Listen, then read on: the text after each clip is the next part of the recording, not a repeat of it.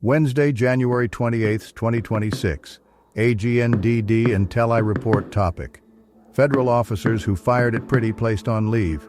Please pardon any visual and informational inaccuracies in this partially AI-generated article-based video. Federal officers who fired at Pretti placed on leave. A Border Patrol agent and a Customs and Border Protection officer have been on leave since Saturday, according to a Department of Homeland Security official. By Madeline Ngo and Hamed Ali Aziz.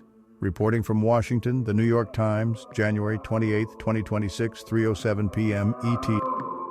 The two federal officers who shot at Alex Pretti in Minneapolis have been placed on leave, a Department of Homeland Security official said on Wednesday. A Border Patrol agent and a Customs and Border Protection officer have been on leave since the fatal shooting on Saturday, according to the official, who said that the move was standard protocol. Earlier claims that the officers had continued to work had been inaccurate, the official added.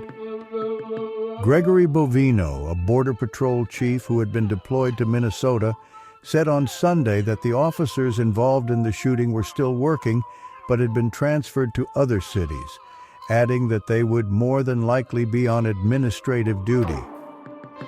It is unclear whether the other federal officers who pinned Mr. Pretti to the ground and restrained him were also placed on leave. Two federal officers discharged their weapons during the encounter, according to a preliminary review by Customs and Border Protection's Internal Watchdog Office that was sent to Congress on Tuesday. It provided a detailed timeline of the events based on body camera footage and agency documentation. The review was the first official written assessment of the shooting since Trump administration officials rushed to call Mr. Pretti, a U.S. citizen and intensive care nurse, a domestic terrorist. Shortly after the shooting, Kristi Noem, the Homeland Security Secretary, claimed that Mr. Pretti had been brandishing a gun and that he had wanted to kill law enforcement. But the initial review did not say that Mr. Pretti had brandished a gun. It said that Mr. Pretti had resisted attempts by officers to take him into custody, resulting in a struggle.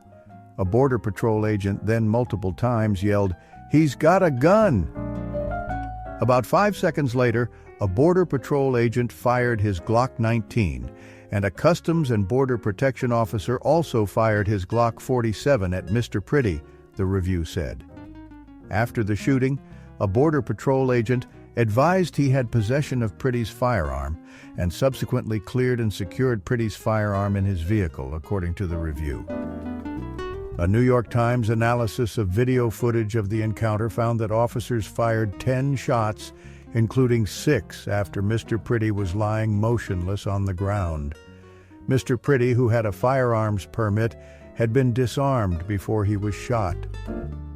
Hilton Beckham, a Customs and Border Protection spokeswoman, said in a statement that the government review was an initial outline of an event that took place and do not convey any definitive conclusion or investigative findings. Mr. Pretti's killing came after an Immigration and Customs Enforcement officer fatally shot Renee Good, a U.S. citizen in Minneapolis earlier this month. The Trump administration has sent thousands of federal officers and agents to Minnesota in recent weeks as part of its immigration enforcement blitz in the state. President Trump said on Tuesday that the administration may de-escalate the crackdown in Minnesota, although he did not specify what changes could come. He has also blamed Mr. Pretti for carrying a gun during the encounter, but has promised a very honorable and honest investigation into his killing. Madeline Ngo covers immigration and economic policy for The Times. Hamed Ali Aziz covers the Department of Homeland Security and immigration policy for The Times. More on the unrest in Minneapolis. Judge blocks deportation of child. A federal judge temporarily blocked the deportation of a 5-year-old boy and his father, who were arrested north of Minneapolis in an operation that stirred additional outrage over the Trump administration's deportation efforts. Changes on the ground. President Trump sent his border czar, Tom Homan, to take control of ICE operations in the state, while the administration is planning to move Gregory Bovino, a Border Patrol official whose tactics have drawn controversy, out of Minneapolis. Trump met with Kristi Noem, the Homeland Security Secretary, and Corey Lewandowski, her top aide, for nearly 2 hours as his administration tried to shift its strategy. Shooting of Alex. Pretti.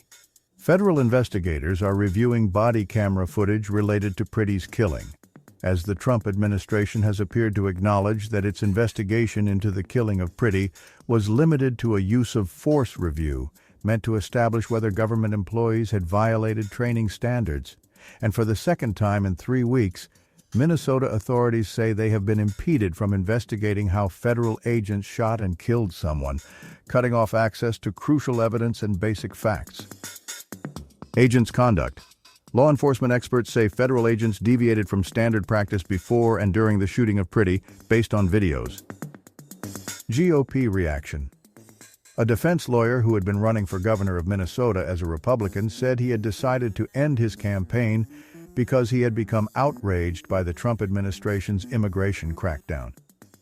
Pretti's killing has exposed fresh cracks in GOP unity, with some Republicans expressing alarm while others stayed silent or backed the Trump administration. Dropped charges. Federal prosecutors dropped assault charges against a man accused of ramming his vehicle into federal agents during an operation in Minnesota this month. Thank you for watching this AGNDD intelliReport, dear viewers. Please like, subscribe, and click the bell button to get notified during new uploads. And make sure to tune in next time. Stay safe and healthy. Cheers!